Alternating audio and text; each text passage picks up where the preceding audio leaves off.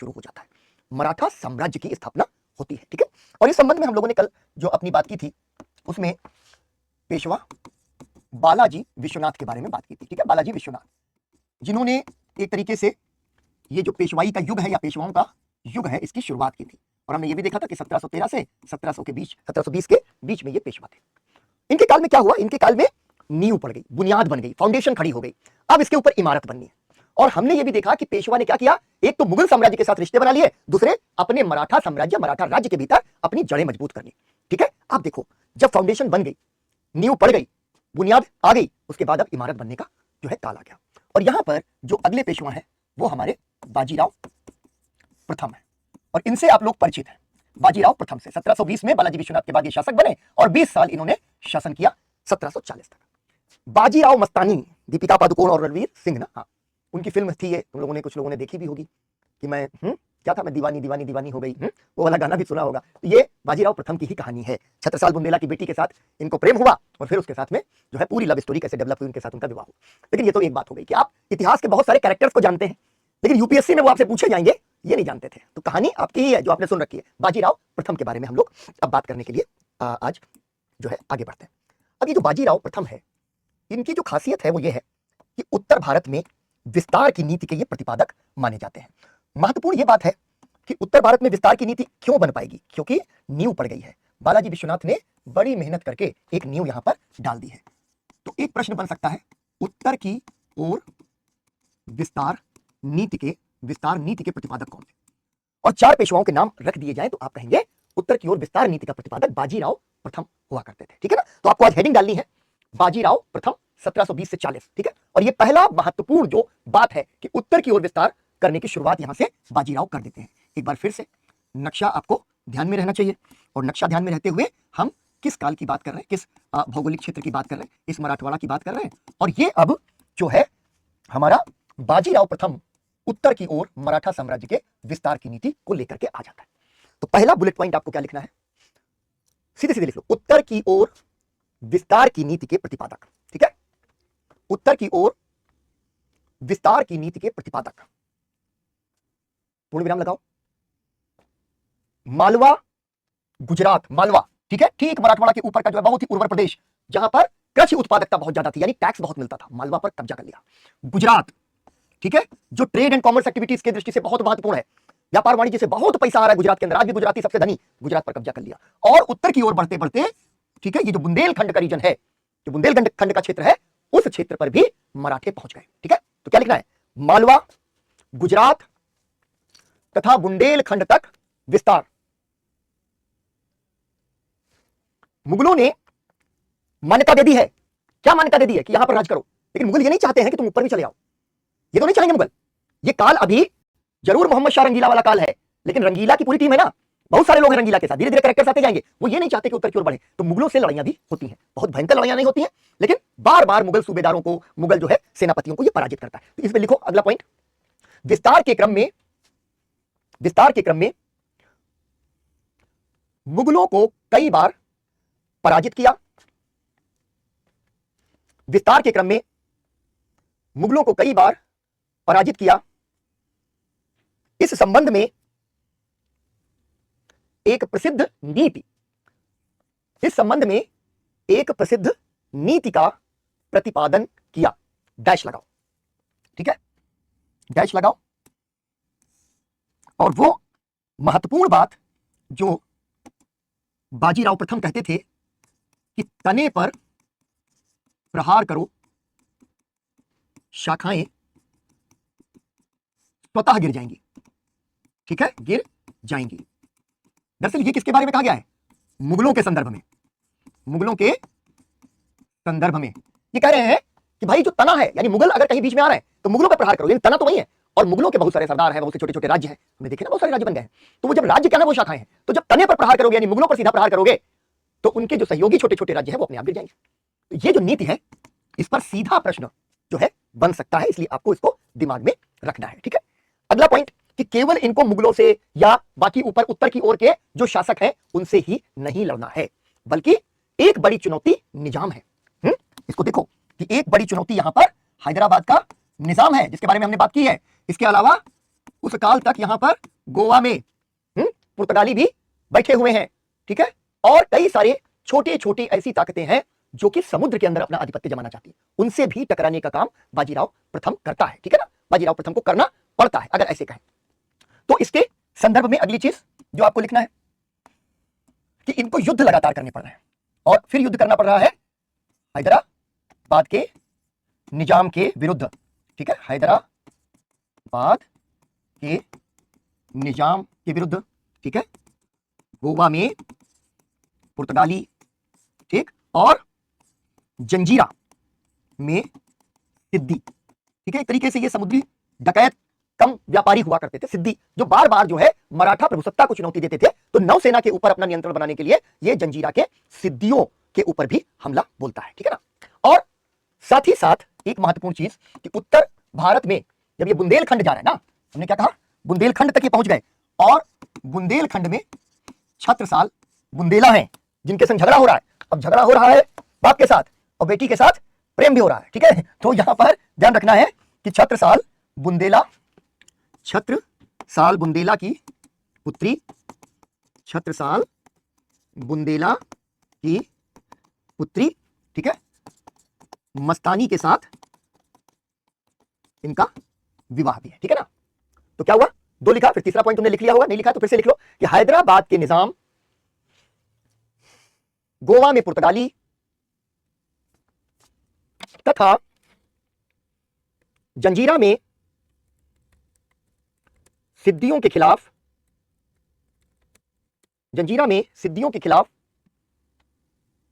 लगातार संघर्षरत, ठीक है, ठीक है। ये दरअसल जंजीरा एक इस तरीके की जगह है, एक किला है मराठी के अंदर जो है, इसको जंजीरा वाली जो जगह थी जहां पर बहुत सारे मछुआरे, कोली समुदाय वगैरह के लोग हुआ करते थे, और फिर अफ्रीकी मूल के कुछ मुसलमान जो है वो यहां आकर बसे, जो कहलाते हैं सिद्दी। एक छोटा सा सवाल बॉक्स के अंदर बना लो, सिद्दी लिख लो, क्योंकि जब आफाकी पूछा जा सकता है, जब जो है इसी तरीके से तुम्हारे अंग्रिया पूछा जा सकता है, तो सिद्दी भी पूछा जा सकता है। लिखो सिद्दी बॉक्स के अंदर, लिखो अफ्रीकी मुसलमान, एक बॉक्स बना करके उसके अंदर लिखना है अफ्रीकी मुसलमान जो कि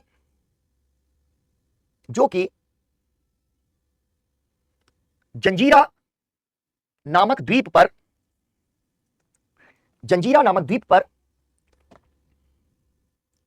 आकर बसे और उसे अपना व्यापारिक और सामरिक केंद्र बनाया, ठीक है, केंद्र बनाया। इतना छोटा सा एक चीज लिख करके इसको खत्म करो, ठीक है। सिद्दी कौन है बस आपको ये बताना था। अब देखो एक महत्वपूर्ण चीज ये हुई कि बाजीराव प्रथम के समय तक आते आते ये जो पूरा का पूरा पेशवाई है वो वंशानुगत हो गई, ठीक है। ये एक चीज आपको ध्यान रखनी है कि पेशवाई यहां से वंशानुगत होती चली गई और बाप के मरने के बाद में बेटा शासक बन गया, ठीक है। इस तरीके की चीजें यहां पर आपको दिखाई देती हैं कि यहां पर आकर के ये जो पेशवाई है वो वंशानुगत हो जाती है, यानी इसको समय नहीं लगता है। जैसे पिताजी ने एक तगड़ा सिक्का चलाया, पिता के बाद पुत्र आ गया और पेशवा बन गया। पेशवा पहले बदलते रहते थे लेकिन अब वो वंशानुगत हो गए। तो आखिरी पॉइंट बाजीराव प्रथम में लिखो कि बाजीराव प्रथम के साथ ही पेशवा का पद वंशानुगत होता चला गया, ठीक है, वंशानुगत होता चला गया। अब चूंकि वंशानुगत हो गया तो जाहिर सी बात है कि पेशवा बालाजी विश्वनाथ, उनके बेटे बाजीराव प्रथम, और फिर हो गए उनके भी बेटे बाजीराव,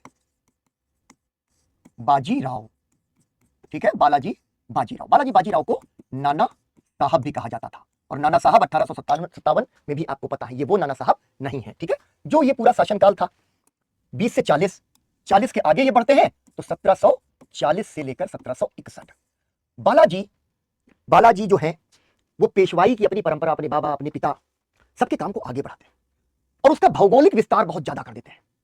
लेकिन इनका जो अंत है वो बड़ा दुर्भाग्यपूर्ण हो जाता है, बहुत ही ज्यादा दुर्भाग्यपूर्ण। तो एक चीज आपको ध्यान रखनी है कि बालाजी विश्वनाथ जो है उन्होंने नींव बनाई। उत्तर की ओर विस्तार की नीति का प्रतिपादक कौन हुआ? हमारा बाजीराव प्रथम हुआ। लेकिन बाजीराव प्रथम के भी आगे बढ़कर जो मराठा साम्राज्य का विस्तार हमको दिखाई देता है वो नाना साहब या बालाजी बाजीराव के कालखंड में दिखाई देता है। और इसकी एक बड़ी महत्वपूर्ण घटनाक्रम हो जाता है। अभी तक हम क्या देख रहे हैं कि ये राजा कौन है, शासक कौन है? शासक है कौन? हमारे साहू, ठीक है, कौन है? शासक।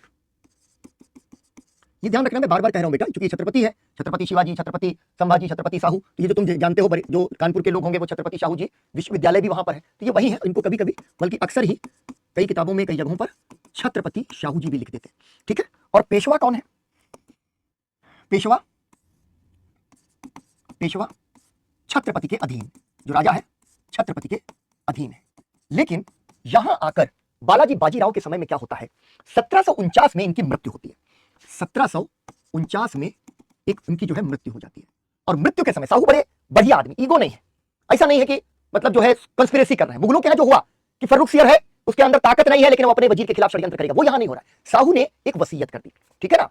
और साहू ने क्या किया कि मराठा राज्य का अधिकृत प्रधान बना दिया पेशवा को। ठीक है, वसीयत, इनकी एक वसीयत आ गई, ठीक है, और पेशवा ही प्रधान बन गया, यानी राजा का पद अब समाप्त हो गया। तो एक महत्वपूर्ण चीज आपको क्या लिखनी है, बालाजी बाजीराव के समय सवाल ऐसे ही पूछा जा सकता है कि किस पेशवा के शासनकाल में पेशवा ही मराठा साम्राज्य का वास्तविक संस्थापक बन गया, ठीक है, वास्तविक शासक बन गया, और जो राजा है या छत्रपति है उसका पद समाप्त हो गया। तो पहला पॉइंट लिखिए, बालाजी विश्वनाथ के शासनकाल में ही, ठीक है, 1749 में साहू की मृत्यु हुई। साहू की मृत्यु हुई। मृत्यु से पहले साहू ने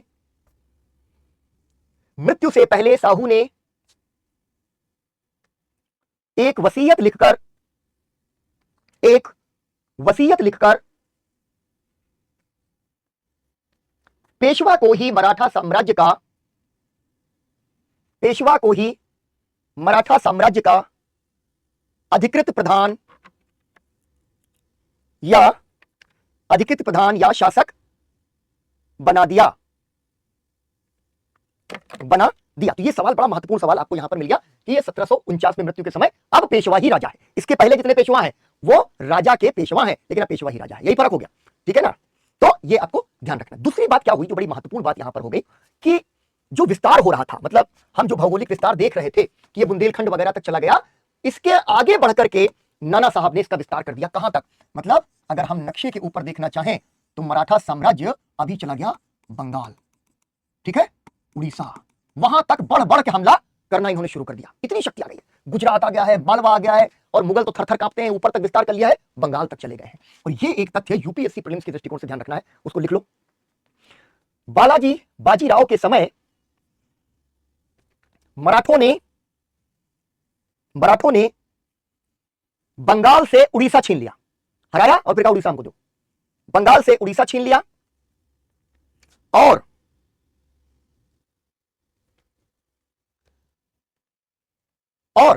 अलीवर्दी खान को, इस समय अलीवर्दी खान है, और अलीवर्दी खान को बंगाल बिहार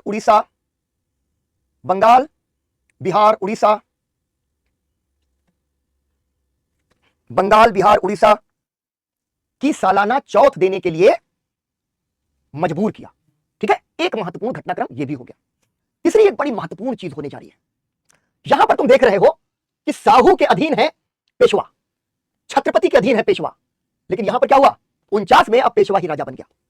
लेकिन 1751, इसको बड़ा ध्यान से इस पॉइंट को देख लो, क्योंकि बेटा होता क्या कि यूपीएससी सवाल इस जगह से बना देगी और फिर हम कहेंगे कि बड़ा कठिन प्रश्न बन गया। ऐसा नहीं होना है, पढ़ने की शैली ऐसी रखनी है। फिर एक संधि होती है, अहमदिया संधि। ये संधि होती है 1751 में, किसके बीच, मराठे और मुगल के बीच। बहुत बड़ी बात है, ध्यान रखना इसको। तो अगला पॉइंट अभी पहले लिख लो, अहमदिया संधि 1751, और डैश लगाओ, फिर मैं इसको बताता हूं। छत्रपति का पेशवा, 49 में पेशवा ही छत्रपति। अहमदिया संधि यानी 2 साल बाद, जैसे बालाजी बाजीराव स्वतंत्र हुए, स्वतंत्र से मतलब है स्वयं शासक बने, मुगलों के साथ बालाजी बाजीराव की संधि हो गई, अहमदिया की संधि। अब पेशवा मुगलों के पेशवा हो गए, ठीक है, पेशवा मुगलों के पेशवा हो। और ये बहुत बहुत बहुत बड़ी और इंपॉर्टेंट यहां पर बात है, यानी कि बालाजी बाजीराव अब पूरा का पूरा मतलब अपने साम्राज्य के पेशवा है और मुगल साम्राज्य के भी पेशवा है, ठीक है। तो अब क्या हो गया, यही वास्तविक शासक बन गए, यही वास्तविक शासक बन गए, किसके, पूरे के पूरे भारत के, मराठा साम्राज्य के भी और मुगल साम्राज्य के भी। मुगलों के अंतर्गत जितने लोग आ रहे हैं उनको भी एक तरीके से अब पेशवा ही चलाएगा, ये तय हो गया, ठीक है। तो अहमदिया की संधि को डैश लगाओ। मराठों और मुगलों के बीच की संधि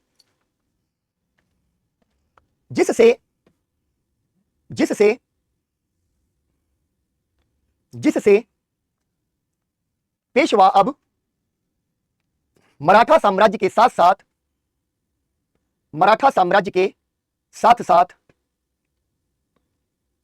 मुगल साम्राज्य के भी शासक हो गए। अब जरा देखो कि ये इतना विस्तार इन्होंने कर लिया, बहुत मराठों को हराया, मैसूर को हराया, ठीक है, हैदराबाद का निजाम जो है वो काफी इलाका बचा के रख सका, लेकिन ये उड़ीसा सब इन्होंने पूरा का पूरा जीत लिया और यहां से उठे और उठ करके ऊपर चले गए पंजाब और इधर गुजरात सब आ गया। ये क्या हुआ, ये पूरा का पूरा मराठा साम्राज्य बन गया। मराठा साम्राज्य इतना बड़ा विस्तार, बाप रे बाप, इतना बड़ा विस्तार हो गया। ठीक है, तो इसमें ये लिखो अगला पॉइंट कि 1759 यानी इनका जो काल है 1759 में मराठा साम्राज्य अखिल भारतीय साम्राज्य हो गया।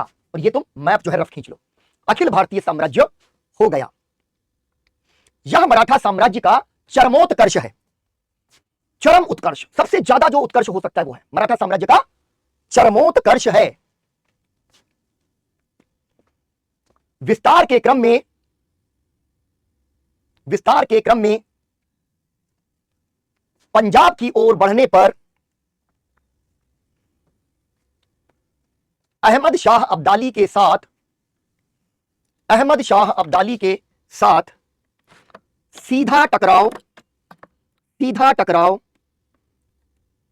आरंभ हो गया और अब्दाली ने दरअसल मराठा चुनौती को खत्म करने के लिए ही पानीपत की तृतीय लड़ाई लड़ी। ठीक है, अब यहां पर एक चीज हमने लिख दिया, मराठा साम्राज्य वर्सेस अब्दाली। ठीक है, और इसके बारे में बात हम लोग करने जा रहे हैं आगे। पानीपत का तृतीय युद्ध 1761, पानीपत का तृतीय युद्ध होने जा रहा है 1761 में। हमने बताया कि ये सारा का सारा जो झगड़ा है वो क्या है, पंजाब और पंजाब के बाद उत्तर भारत। यहां पर एक बार फिर से देखो, हर बार मैं आपको मैप बना करके कुछ समझाने का प्रयास करता हूं। हमने अभी देखा था कि अहमद शाह अब्दाली के हमले लगातार हो रहे हैं। ठीक है, अहमद शाह अब्दाली के हमले लगातार हो रहे हैं, अहमद शाह अब्दाली। ठीक है, और 1748 ये भी आपने बार बार देखा है, और उसके बाद 1767 तक ये हमले करता रहता है। लेकिन पानीपत का तृतीय युद्ध हो रहा है 1761 में। ये हमला कहां पर हो रहा है, हमले का लक्ष्य क्या है? हमले का लक्ष्य है पंजाब होते हुए उत्तर भारत पर आधिपत्य। ठीक है, उत्तर भारत पर आधिपत्य। और हम क्या देख रहे हैं, यहां से मराठा साम्राज्य का विस्तार हो रहा है और वो मराठा साम्राज्य का विस्तार अखिल भारतीय हो रहा है, जिस अखिल भारतीय विस्तार में हमारा वो इलाका भी शामिल है जो अब्दाली के नियंत्रण है। ठीक है ना, मराठा विस्तार यहां पर लगातार हो रहा है। तो ये टकरा रहे हैं बार बार, उत्तर भारत पर नियंत्रण कौन करेगा, इसी प्रश्न को लेकर के ये लोग लगातार टकरा रहे हैं। लेकिन भैया, घर का भेदी लंका ढाहे विभीषण। ठीक है, विभीषण श्री राम के भक्त हैं और उन्होंने पूरी राम कथा में बड़ा महत्वपूर्ण योगदान दिया है। लेकिन भाई आज भी विभीषण का नाम नहीं जो है लिया जाता, ऐसे कहा भाई है कि विभीषण है। ठीक है, उसके बाद जयचंद हो गए, उसके बाद में मीर जाफर हो जाएंगे, बंगाल में धोखा देंगे। ये अंदर वाले लोग ना ये कई बार बहुत गड़बड़ कर जाते हैं। अब यहां पर तय हो गया क्या होने वाला, जब पंजाब पर हमला जो है, ये पंजाब पर आधिपत्य को लेकर ये संघर्ष यहां पर जब शुरू होने वाला है, तो इस संघर्ष में अब्दाली क्या करेगा, इस संघर्ष में अब्दाली एक गुट बनाएगा। ठीक है, एक गुट बनाएगा, और वो गुट क्या है, अब्दाली खुद तो है, लेकिन अब्दाली अपने साथ में जो है शामिल कर लेता है रुहेलखंड, जो राज्य रुहेला हम लोगों ने जिनकी बात की थी ना, छोटा सा राज्य रुहेला जिनकी हम लोगों ने बात की थी, रुहेलखंड का नजीबुद्दौला, नजीबुद्दौला। ठीक, कहां का, रुहेलखंड का। और तीसरा जो हमारा जो गद्दार हमारे अंदर से था वो था शुजाउद्दौला, कहां का नवाब, अवध का, शुजाउद्दौला, ये है अवध का नवाब। इसने तो गुट बना लिया अब्दाली ने। मराठे जो थे, मराठों की कमी क्या थी कि मराठा मारपीट करने में बहुत आगे थे, दोस्त नहीं बनाते थे। अरे किसी को पराजित किया उसको फिर से राजा बना दो, निकल जाओ, नहीं उससे चौथ भी लेंगे, सरदेशमुखी भी लेंगे, लूट खसोट भी कर लेंगे, तो इनके दोस्त नहीं बनते थे। ठीक है ना, ये बड़ी मुश्किल हो गई कि इनके दोस्त नहीं है। तो मराठों के संग में जो क्राइसिस यहां पर सामने आ जाती है कि मराठा इस युद्ध में जो है कोई व्यापक गठबंधन नहीं बना सके, नहीं बना सके। जबकि है क्या, खुद मुगल साम्राज्य के अब ये पेशवा है, इसके बावजूद रुहेलखंड का नजीबुद्दौला और अवध का सुजाउद्दौला जो मुगल साम्राज्य को अपना बादशाह मानते हैं, इसके बावजूद ये लोग जो है इनके साथ नहीं आते, अब्दाली के साथ चले जाते हैं। ठीक है, तो इसको लिख लो, एक बड़ी सी हेडिंग डालो, बहुत इंपॉर्टेंट टॉपिक है, पानीपत का तीसरा युद्ध, पानीपत का तृतीय युद्ध 1761। ये बालाजी बाजीराव के अंदर की ही कहानी है, बड़ी दुख भरी कहानी है, सुनते रहो। लिखना पहला पॉइंट,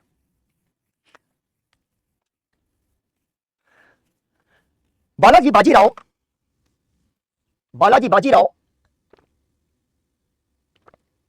के समय उत्तर भारत पर आधिपत्य को लेकर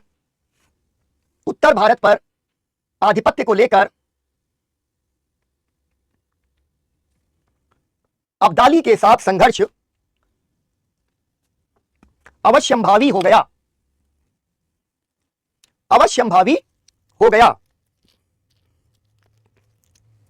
मराठे बार बार अब्दाली के सहयोगियों को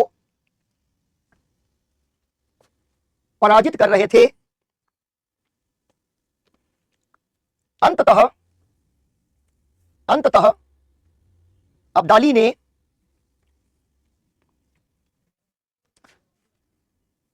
ने सीधा मुकाबला करने का निर्णय लिया और 14 जनवरी 1761 को पानीपत का तृतीय युद्ध लड़ा गया। नेक्स्ट बुलेट पॉइंट, अब्दाली ने रुहेलखंड के नवाब नजीबुद्दौला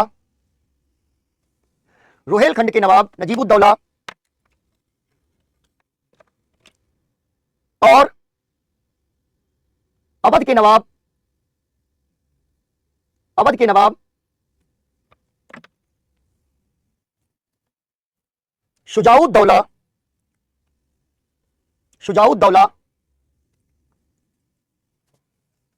के साथ एक त्रिगुट बनाया,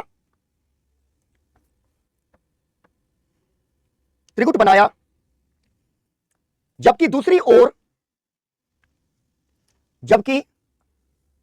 ओर मराठों को किसी भी उत्तर भारतीय शक्ति का समर्थन नहीं मिला। मुगल दरबार के भीतर, ये अगला पॉइंट लिखो, मुगल दरबार के भीतर आपसी कलह और फूट चरम पर थी। आपसी फूट और कलह चरम पर थी तथा मराठों को लेकर सभी शक्तियां सशंकित थीं। ठीक है, सशंकित थीं।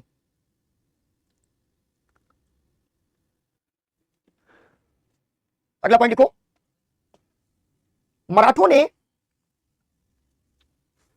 साम्राज्य का भौगोलिक विस्तार तो बहुत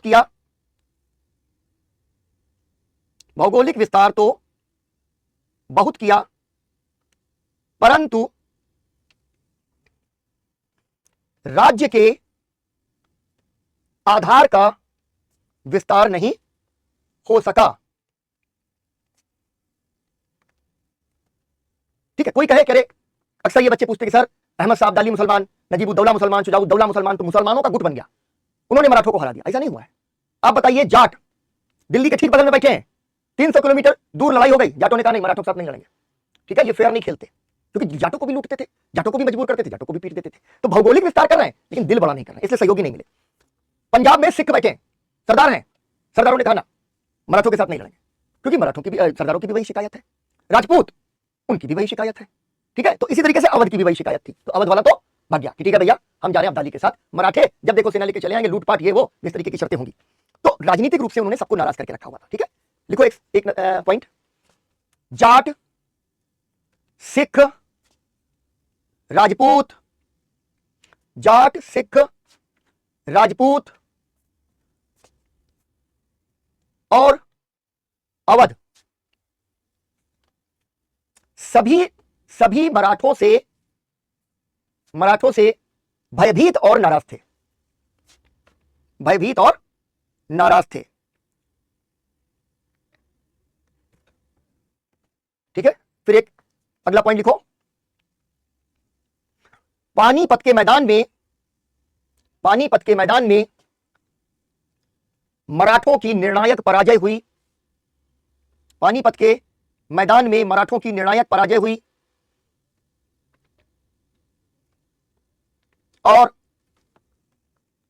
तकरीबन 28,000 सैनिक, पेशवा का बेटा विश्वास राव,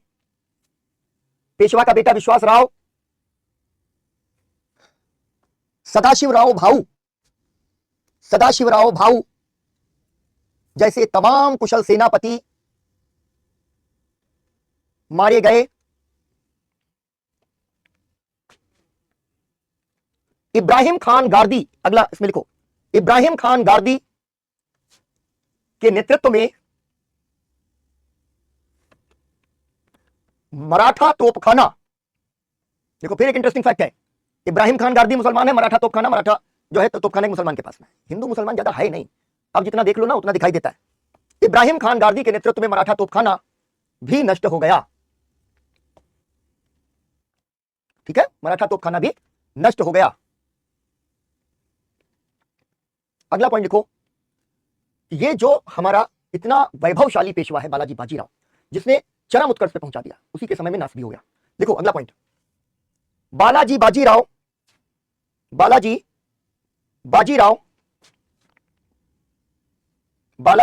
की सदमे से मृत्यु हो गई।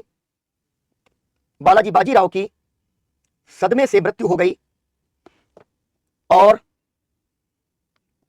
उत्तर भारत में मराठों का बढ़ता हुआ दबदबा इस पराजय के साथ ही समाप्त हो गया। थोड़ा स्क्रीन चली गई है, 30 सेकंड देना बेटा, इसको फिर से लिख लो, आगे लिख लो, मराठों का दबदबा अचानक समाप्त हो गया। ठीक है, तो ये सैड एंडिंग है, जिसको कहते दुखांत है। एकदम उभरता हुआ साम्राज्य, कितना मतलब लग रहा था कि मुगलों की जगह पर मराठा अब जो है इस देश में राज्य करेंगे, लेकिन अचानक से 1761 में ये कहानी जो है उसका बड़ा दुखद अंत हो जाता है। ठीक है ना, इसमें एक बड़ा इंपॉर्टेंट जो है स्टेटमेंट है, ये लिखो, क्योंकि इसी फ्रेम में हो सकता सवाल पूछ लिया जाए। लिखो, पानीपत के तृतीय युद्ध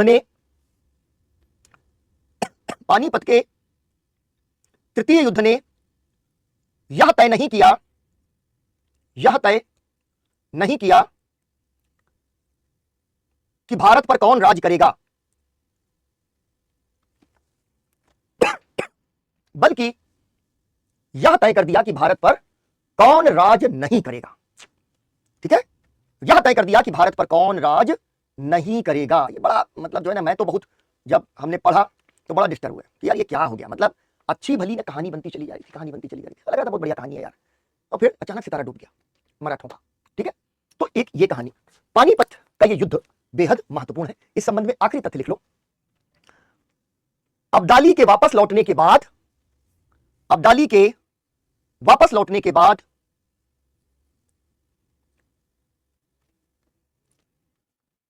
रुहेलखंड के नवाब नजीबुद्दौला ने अब्दाली का प्रतिनिधि बनकर शासन किया। ठीक है, अब्दाली का प्रतिनिधि बनकर शासन किया। अच्छा, अब क्या हुआ, ऐसा लगा कि अब तो सब कुछ डूब गया भाई, सब कुछ खत्म, अब क्या बचा है।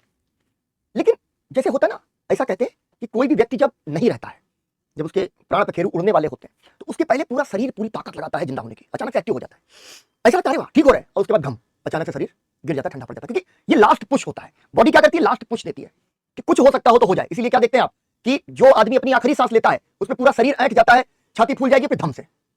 तो ये 61 में जो हुआ वो दिखाई पड़ रहा है कि प्राण तो अब मराठा साम्राज्य के निकल गए, लेकिन एक बार आखिरी ताकत आ रही है जो 1761 में जब नाना साहब की मृत्यु हो गई तो एक जो है पेशवा बनता है माधव राव। क्या गजब की पर्सनालिटी, 17 साल का एकदम डैशिंग लड़का है भाई। और उसने ना 11 साल के अंदर ऐसा लगा कि नहीं अभी सब कुछ खत्म नहीं हुआ है, वापस लाएंगे, जीतेंगे, अचानक से जान फूंक दी माधव राव ने। और उसका 11 साल का शासनकाल जो है बहुत ही महत्वपूर्ण बन गया, कम से कम उसने एक उम्मीद तो पैदा ही कर दी। ठीक है, ये 17 साल का लड़का, लेकिन समस्या क्या हुई, कभी कभी ना बदकिस्मती पीछा नहीं छोड़ती। ठीक है, अच्छा भला ये जो है इसने फिर से गाड़ी शुरू कर दी थी, लेकिन 1772 में इनकी जो मृत्यु होती है क्षय रोग, टीबी, ठीक है, ट्यूबरकुलोसिस से इनकी मृत्यु हो जाती है। ठीक है ना। अब इन्होंने किया क्या, सब कुछ तो बर्बाद हो गया था, लेकिन उस बर्बादी के बीच जो माधव राव है उसने एक बार फिर से मराठा साम्राज्य का जो दबदबा है उसको कायम किया, दक्षिण पर भी और उत्तर पर भी। ठीक है, उत्तर की ओर भी फिर से सबको पीटा जा जा करके, दक्षिण में भी सबको पीटा जा जा करके, ये बताने के लिए कि सुनो पापा हमारे सदमे में खत्म हो गए हैं, ऊपर हम हार गए बेटा, ये मत समझ लेना कि हम ढीले पड़ गए, बहुत मारेंगे अगर इधर उधर जाओगे तो दक्षिण भारत में गया और उत्तर भारत में गया।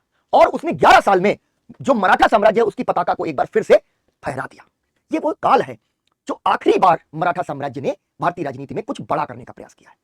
ठीक है, उसके बाद डाउनफॉल शुरू हो जाएगा। तो पहला पॉइंट लिखो, हेडिंग डालो, माधव राव 1761 से 1772, 1761 से 1772। नाना साहब के बाद 17 वर्षीय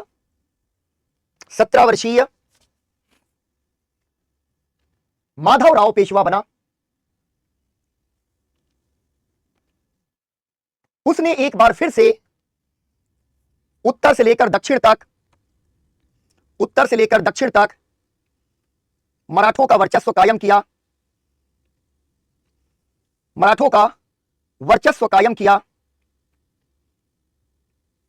पूर्ण विराम। हैदर अली कौमा निजाम हैदराबाद कौमा रुहेलखंड के नवाब कौमा राजपूत और जाट, डैश लगाओ, लंबा सा डैश लगा दो, हाइफन। माधव राव ने सबको पराजित किया,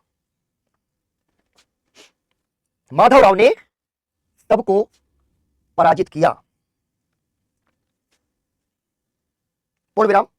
अगला पॉइंट, परंतु 11 साल के शासनकाल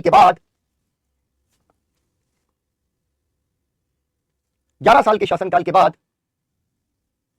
माधव राव की क्षय रोग से मृत्यु हो गई। ठीक है, क्षय रोग से मृत्यु हो गई और मराठा साम्राज्य के भीतर उत्तराधिकार के संघर्ष सहित मराठा सरदारों की गुटबाजी आरंभ हो गई। ठीक है, अब यहां से एकदम प्रक्रिया ही बदल जाएगी। ठीक है ना, यहां प्रक्रिया बदल जाएगी। माधव राव की मृत्यु के बाद क्या होता है कि पूरा का पूरा जो मराठा साम्राज्य है उसमें दो प्रवृत्तियां उभरती हैं। माधव राव की मृत्यु होती है, दो प्रवृत्तियां जो उभरती हैं। उसकी पहली प्रवृत्ति क्या है, पहली प्रवृत्ति है उत्तराधिकार संघर्ष। ठीक है, और दूसरी जो प्रवृत्ति उभरती है वो है मराठा सरदारों का वर्चस्व एवं गुटबाजी। अभी इसको समझेंगे, ये महत्वपूर्ण है। ठीक है ना, उत्तराधिकार का संघर्ष होता है और उत्तराधिकार के संघर्ष में ये जो मराठा सरदार हैं ये भी हस्तक्षेप करना शुरू कर देते हैं। ठीक है, अब हुआ क्या कि माधव राव की मृत्यु हुई और माधव राव के बाद क्या हुआ, नारायण राव पेशवा बना। ठीक है, जैसे इसके आगे हम लोग अगर बढ़े इस प्रक्रिया को देखें कि माधव राव के बाद नारायण राव पेशवा बना। ठीक है, कब, 1772 में। लेकिन ये जब पेशवा बना तो रघुनाथ राव जो था, रघुनाथ राव नामक एक व्यक्ति चाहता था कि वो पेशवा बन जाए और पेशवा का पद वंशानुगत न रहे। ठीक है, तो इसने क्या किया, रघुनाथ राव ने साजिश कर दी। रघुनाथ राव ने साजिश रच दी। ठीक है, साजिश क्या रची कि गर्दी अंगरक्षक, ये विशेष अंगरक्षक हुआ करते थे जिनको गर्दी अंगरक्षक कहते थे, गर्दी अंगरक्षकों ने नारायण राव की हत्या कर दी। ठीक है, अब भाई नारायण राव की हत्या हो गई, राजा कौन बनना चाहता था, राजा बनना चाहते थे रघुनाथ राव। तो 1773 में, यानी एक ही साल बाद, रघुनाथ राव पेशवा बन गए। अब देखो सिंपल सिंपल स्टोरी समझो। तो अब लिखो माधव राव की मृत्यु के बाद, ये हेडिंग लिखो, माधव राव की मृत्यु के बाद मराठा साम्राज्य का अवसान, ये हेडिंग डाल दो। माधव राव की मृत्यु के बाद मराठा साम्राज्य का अवसान, अवसान का मतलब होता है पतन, उसका समाप्त हो जाना। ठीक है, पहला पॉइंट लिखो, माधव राव के बाद, माधव राव की मृत्यु के बाद, माधव राव की मृत्यु के बाद नारायण राव शासक बना, यह माधव राव का छोटा भाई था,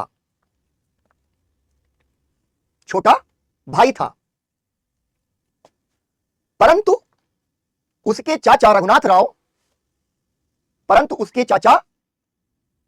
राव,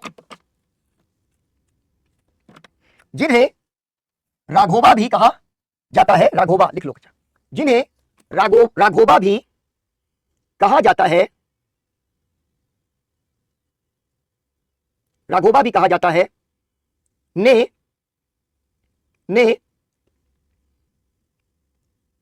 पेशवा के पद वंशानुगत होने पर आपत्ति जताई,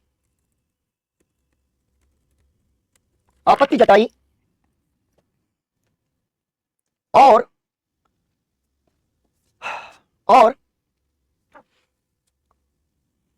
पेशवा के गर्दी अंगरक्षकों के साथ मिलकर, पेशवा के गर्दी अंगरक्षकों के माध्यम से, ऐसे लिखें, नारायण राव की हत्या करवा दी। फिर एक बॉक्स बना लो, उसमें लिख लो गर्दी अंगरक्षक। गर्दी कौन थे? ठीक है, छोटा सा प्रश्न आ जाएगा एक पॉइंट के ऊपर, गर्दी अंगरक्षक, डैश लगाओ। लिखो, यह मराठा सेना की एक विशिष्ट श्रेणी थी, यह मराठा सेना की एक विशिष्ट श्रेणी थी, पूर्ण विराम। गर्दी मूलतः अरबी मूल का शब्द है, जिसका अर्थ गार्ड्स, GUARDS, गार्ड्स या अंगरक्षक होता था।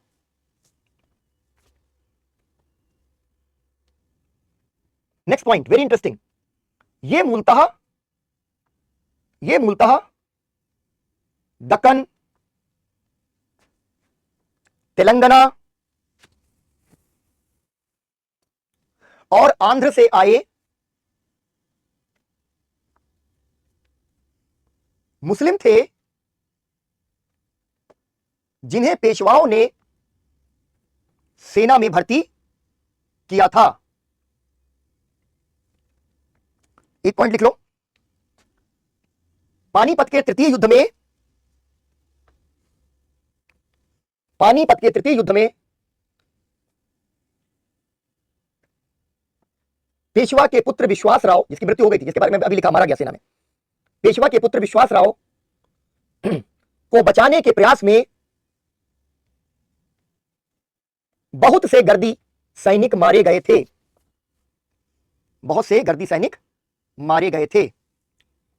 ठीक है। अब देखो क्या हुआ कि राघोबा जो है या रघुनाथ राव वो चल नहीं पाएंगे क्योंकि वो तो साजिश करके आए हैं। तो इनके बाद क्या होता है, रघुनाथ राव के बाद में जो है बहुत जल्दी जो माधव राव द्वितीय, उसका बेटा माधव राव द्वितीय शासक बन गया, ठीक है, या पेशवा बना। कब बना? 74 में, 1774, यानी 73 से 74, ये ज्यादा समय तक पेशवा बने नहीं रह सके, 73-74, क्योंकि आपके बारे में ये स्पष्ट हो गया है कि आपने भाई हत्या करवा दी है, ठीक है, हत्या करवा दी है अपने ही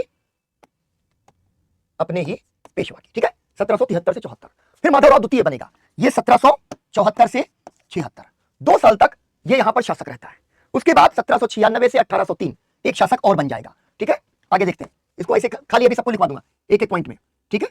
फिर बाजीराव, बाजीराव तो चूंकि इतना बड़ा नाम बाजीराव है, ठीक है, तो बाजीराव द्वितीय के नाम से फिर एक नया पेशवा बन जाता है 1796 से। इसने बहुत कबाड़ा किया, बहुत कबाड़ा बाजीराव द्वितीय ने कर दिया। इसने तो ऐसा काम किया कि इसके बाद तो समझ लो कि पूरी लुटिया ही डूब गई।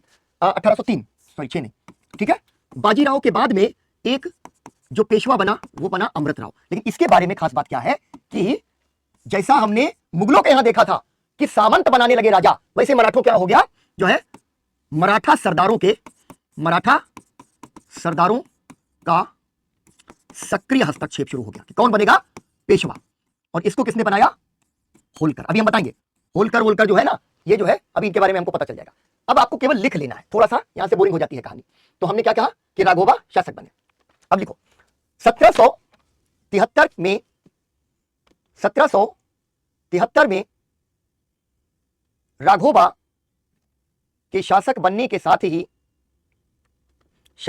साथ ही मराठा साम्राज्य के भीतर अंग्रेजों का हस्तक्षेप शुरू हो जाता है। बहुत महत्वपूर्ण, 1773 में राघोबा ने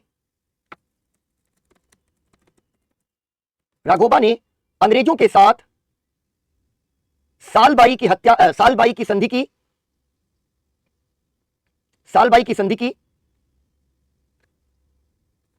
और इस संधि के तहत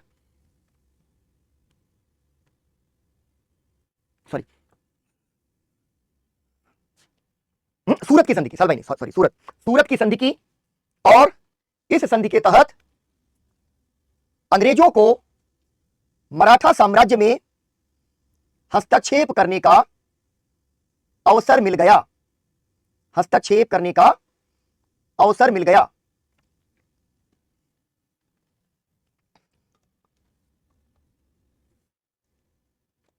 परंतु राघोबा, अगला पॉइंट लिखो, परंतु राघोबा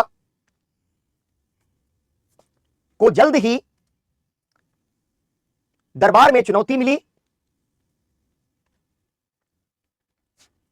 नाना फड़नवीस बहुत ही महत्वपूर्ण व्यक्ति हैं, नाना फड़नवीस, जो कि नारायण राव के पुत्र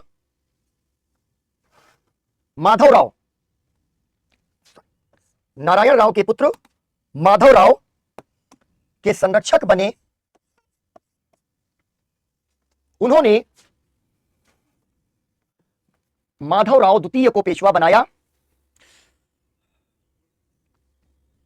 और एक परिषद का गठन किया जिसे बार भाई काउंसिल कहा जाता है। इसको तुम ध्यान रखना, बार भाई काउंसिल, ये सीधा सवाल आ सकता है और नाना फड़नवीस और माधवराव द्वितीय के संदर्भ में आ सकता है, ठीक है। बार भाई काउंसिल का गठन किया, ठीक है।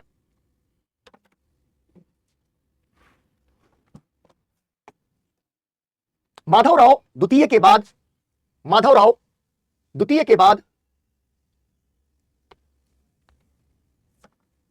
1796 में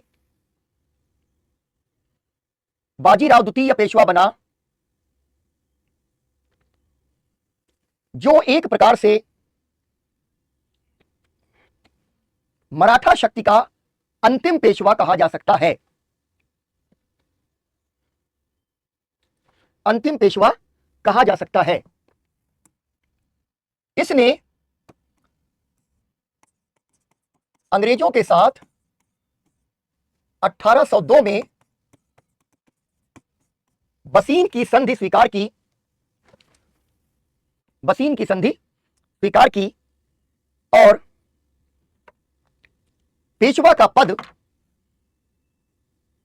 अप्रासंगिक हो गया। अब देखो ये इसके बीच बीच में क्या चलेगा, इसके बीच बीच में बहुत सारी लड़ाइयां चलेंगी, लेकिन उन लड़ाइयों को हमें अभी इग्नोर करना है। क्यों? क्योंकि अंग्रेज अभी आए नहीं, तो हम आंग्ल मराठा युद्ध नहीं पढ़ेंगे। हम आंग्ल मराठा युद्ध कब पढ़ेंगे? जब हम अंग्रेजों के बारे में भी अच्छी तरीके से जान जाएंगे, तब। अभी हम शक्तियों का केवल परिचय ही तो ले रहे हैं, ठीक है ना।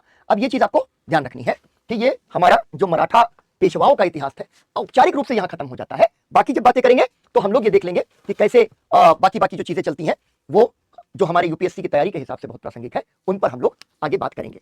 तो आज अभी तक हमने क्या किया कि पूरा मराठा जो साम्राज्य है उस मराठा साम्राज्य का उत्कर्ष देखा, फिर उसका चरमोत्कर्ष देखा, पेशवाई को समझा, पेशवाई की संकल्पना को समझा, मराठा छत्रपति और पेशवा के अंतर संबंधों को समझा, मुगलों और मराठों के आपसी अंतर संबंधों को समझा, और साथ ही साथ पेशवाओं के जो अलग अलग कालखंड है उनको देखा, और फिर अहमद शाह अब्दाली के साथ उनके संघर्ष को भी देखा। इतनी सारी कहानी हमने देखी और आखिर में जो लेस रेलिवेंट है हमने उन दो पेशवाओं को भी देख लिया कि एक हमारी जो जो संधि है, जो सूरत की संधि, और दूसरा हमारी बसीन की संधि, इन्होंने ले जाकर के एक तरह से बर्बाद कर दिया हमारी पेशवाई की पूरी संकल्पना को, और अंग्रेजों को वहां पर खुलकर खेलने का ऐसा मौका मिला कि उसके बाद सारी की सारी लुटिया जिसको कह सकते हैं हम लोग डूब गई। अब एक बड़ी महत्वपूर्ण जो चीज है जो अक्सर रह जाती है, ठीक है ना, जिस पर बात नहीं हो पाती, वो ये है कि मराठा सरदार, जो आखिरी बात हम लोग करेंगे, मराठा सरदार और उनके प्रभाव क्षेत्र, इसको समझ लो। मराठा सरदार एवं उनके प्रभाव क्षेत्र, ये जरा सा समझ लेते हैं क्योंकि यहां से प्रश्न आता है, ठीक है, यहां से प्रश्न खूब आ सकता है और आता ही है, ऐसे मान लें। अब हुआ क्या, प्रक्रिया क्या हुई कि ये है हमारा मराठा साम्राज्य, ठीक है, ये मराठा साम्राज्य है। मराठा साम्राज्य का हम अगर कहें कि जो सबसे स्वाभाविक क्षेत्र था वो ये क्षेत्र था दक्कन का, लेकिन जब वो विस्तार कर रहे हैं तो विस्तार के क्रम में कहां जा रहे हैं, उत्तर भारत की ओर जा रहे हैं, ठीक है, और साथ ही साथ गुजरात और पश्चिमी भारत की ओर भी जा रहे हैं, और ये इलाका तो उनका अपना हाई है। अब विस्तार तो हो गया, लेकिन विस्तार के साथ जरूरी क्या चीज होती है कि आपने विस्तार किया, लेकिन विस्तार के लिए आपको शासन करना पड़ेगा, कि किसी भी इलाके को जीत लेना काफी नहीं है, वहां पर एक प्रशासनिक तंत्र का निर्माण करना है, वहां पर शासन करना है, और शासन करने के लिए एकदम शुरुआत से ही बालाजी विश्वनाथ के समय से ही, ठीक है, के समय से ही मराठा सरदार, ठीक है, बहुत महत्वपूर्ण हो गए, मराठा सरदारों पर विश्वास किया गया, मराठा सरदारों पर खूब विश्वास किया गया। तो कोई नया इलाका जीता और किसी मराठा सरदार को कह दिया कि जाओ भाई तुम वहां पर जाकर के राज्य करो, लेकिन मराठा सरदार लंबे समय तक जब राज्य कर लेंगे तो फिर जब कभी पेशवा कहेगा कि खाली करो तो कहेंगे कि नहीं खाली करेंगे। तो धीरे धीरे क्या हुआ कि इन मराठा सरदारों ने अपने प्रशासित क्षेत्रों को अपने स्वतंत्र राज्य बना लिया। वही प्रक्रिया चल रही है जो मुगलों के यहां चली, मुगलों के यहां जो प्रक्रिया चली कि कहने भर को हम मुगलों को अपना बादशाह मानते हैं लेकिन अपने राज्य स्वतंत्र बनाएंगे। वही हाल हो गया कि मराठा सरदारों ने कहा कि ठीक है भाई, हम छत्रपति को मानते हैं, छत्रपति के बाद कहने लगे हम पेशवा को मानते हैं, और पेशवा चूंकि हम मुगल साम्राज्य का बादशाह हो गया है, पेशवा हो गया है, इसलिए हम मुगल बादशाह को भी मानते हैं। दैट इज ऑल, हो गया। लेकिन अपने क्षेत्र में, अपने राज्य में हम स्वतंत्र व्यवहार करेंगे। तो इस वजह से ये जो जो मराठा साम्राज्य है, इसका विघटन केवल बाह्य कारण की वजह से नहीं हो रहा, यानी अहमद शाह अब्दाली का हमला हो गया इसलिए विघटन हो गया, या दरबार में गुटबाजी बहुत है इसलिए जो है विघटन हो गया। एक और बड़ी वजह यह क्या है कि मराठा सरदार या मराठा जो क्षत्रप है वो धीरे धीरे अपने प्रभाव क्षेत्र में इतने शक्तिशाली होते चले गए कि उन्होंने सुनना ही छोड़ दिया और लगभग अपने इलाकों में स्वतंत्र होते चले गए, ठीक है ना। अब देखो, जब गुजरात गए तो गुजरात में क्या हुआ, बड़ौदा है, ठीक है, बड़ौदा एक बड़ा राज्य बना लिया बड़ौदा, और बड़ौदा में कौन जाकर के जम गया, बड़ौदा में जम गए गायकवाड़, ठीक है, गायकवाड़, ये ध्यान रखना है आपको, ठीक है, अभी देख लेंगे, इसको लिख लेंगे, बड़ौदा में गायकवाड़, यानी गुजरात में बड़ौदा है, बड़ौदा में गायकवाड़ है। दूसरे इंदौर के अंदर, यहां पर इंदौर में होलकर, बड़ी करीब है, लेकिन होलकर इंदौर के आसपास का जो इलाका था उस इलाके पर होलकर जम करके बैठ गए। मराठों के बहुत करीब होने के बावजूद धीरे धीरे वो स्वतंत्र हो गए। स्वतंत्र कब हुए, जब शक्तिशाली पेशवाओं का काल खत्म हो गया, खासतौर पर माधवराव 72 के बाद धीरे धीरे ये काफी हद तक स्वतंत्र होते चले गए। उसके थोड़ा ऊपर बढ़ो तो ग्वालियर में हमारे सिंधिया बैठे हैं, ठीक है, सिंधिया बैठे हुए हैं ग्वालियर के अंदर। सिंधिया आप जानते हो, कैबिनेट मिनिस्टर है हमारे ज्योतिरादित्य सिंधिया, ठीक है। एक जो हमारे जो कहेंगे कि मराठाओं का जो हार्टलैंड है उसी के अंदर जाकर के हमारे बैठ गए भोसले, ठीक है, भोसले। तो चार बड़े बड़े जो राज्य हैं वो मराठा सरदारों के राज्य बन गए, ठीक है। तो पहला आप एक हेडिंग डालिए, मराठा सरदार एवं उनके प्रभाव क्षेत्र, उसमें लिखो हेडिंग के बाद पहला बुलेट पॉइंट, पेशवाओं के काल में मराठा साम्राज्य का अभूतपूर्व विस्तार हुआ, अभूतपूर्व विस्तार हुआ, परंतु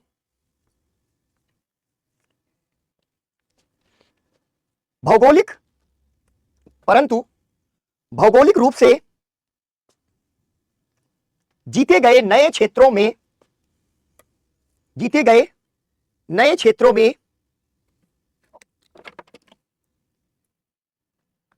बालाजी विश्वनाथ ने मराठा सरदारों के माध्यम से शासन किया, मराठा सरदारों के माध्यम से शासन किया। धीरे धीरे पूर्णविराम लगा के धीरे धीरे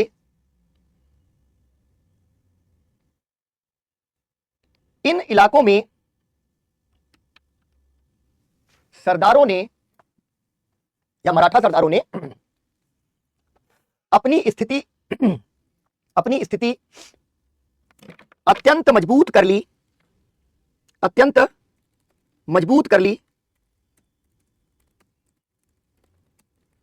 और लगभग स्वतंत्र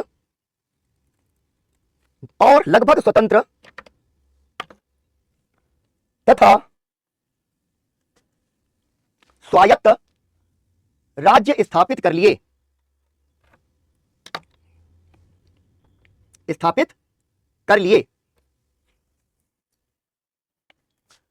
ठीक, डैश लगा दो, पहला लिखो, एक तरफ लिखो बड़ौदा, डैश लगाओ, लिखो गायकवाड़, बड़ौदा डैश लगाओ, गायकवाड़। ठीक है, इसमें लिखो बड़ौदा गायकवाड़। ठीक है, पहला आ गया, इसको अंडरलाइन कर दो और इसके अंदर सब पॉइंट बनाओ। पहला, संस्थापक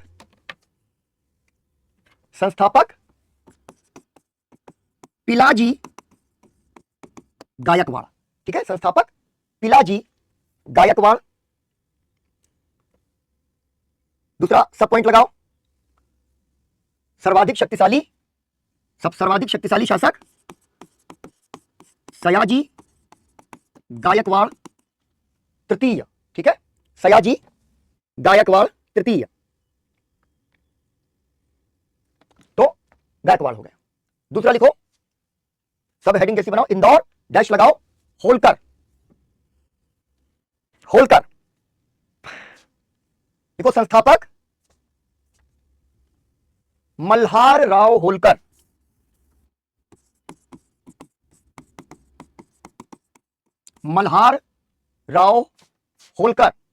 फिर लिखो सर्वाधिक शक्तिशाली शासक, बहुत इंपॉर्टेंट, अहिल्याबाई होलकर,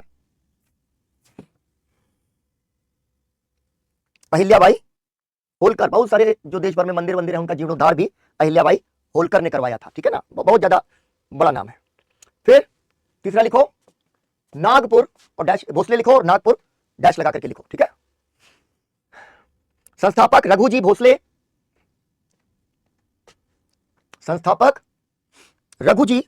भोसले, सर्वाधिक शक्तिशाली शासक रघुजी द्वितीय,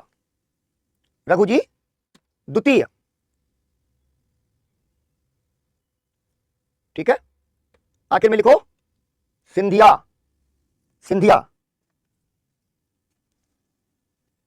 संस्थापक राणोजी सिंधिया। ठीक है, सिंधिया। सर्वाधिक शक्तिशाली शासक महादजी सिंधिया, सर्वाधिक शक्तिशाली शासक महादजी सिंधिया।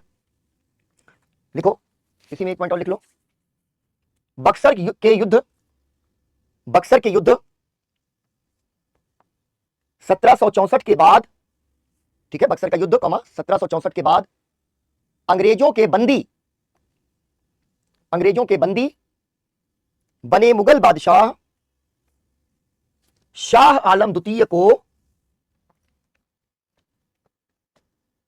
महादजी सिंधिया मुक्त करा के दिल्ली लाए, ठीक है, मुक्त करा के दिल्ली लाए। महादजी सिंधिया शालम द्वितीय को, मुगल बादशाह शालम द्वितीय को महादजी सिंधिया मुक्त कराकर दिल्ली लाए। अंग्रेज पकड़ ले गए थे, इलाहाबाद के पास जेल में डाल दिया, कहा बेटा यही नजरबंद रहो, तुम बहुत तुमको शौक चढ़ा था बंगाल में लड़ाई करने हमसे, तो वहीं पे छोटा मोटा वो इलाहाबाद और कड़ा के आसपास का कुछ गांव तुमको दिए दे रहे हैं, खर्चा पानी तुम्हारा चलता रहेगा लेकिन बंद रहोगे। तो ये महादजी सिंधिया झगड़ा करके उसको वापस दिल्ली लेकर के आया। मुगल मराठा संबंध सरदारों के काल में भी चलते रहे। सारे इंपॉर्टेंट एरिया जहां से सवाल उठते हैं बनते हैं उनको हम लोगों ने कवर कर लिया। अगली क्लास में हम लोग आगे बढ़ेंगे और आगे बढ़कर के अब हम पिन पॉइंटेड आ जाते हैं अपने दुश्मन नंबर 1 यानी अंग्रेजों की ओर। ठीक है, तो अगली क्लास में फिर मिलते हैं हम लोग और होपफुली अगली क्लास हमारी जो है कमेंट्स वाला सेक्शन इस बार ओपन करते हैं, मतलब ओपन तो है इनफैक्ट, लेकिन मैंने कहा कि मैं 2 दिन आपको नो कमेंट्स में डालना चाहता हूं। क्यों? उसकी मैं वजह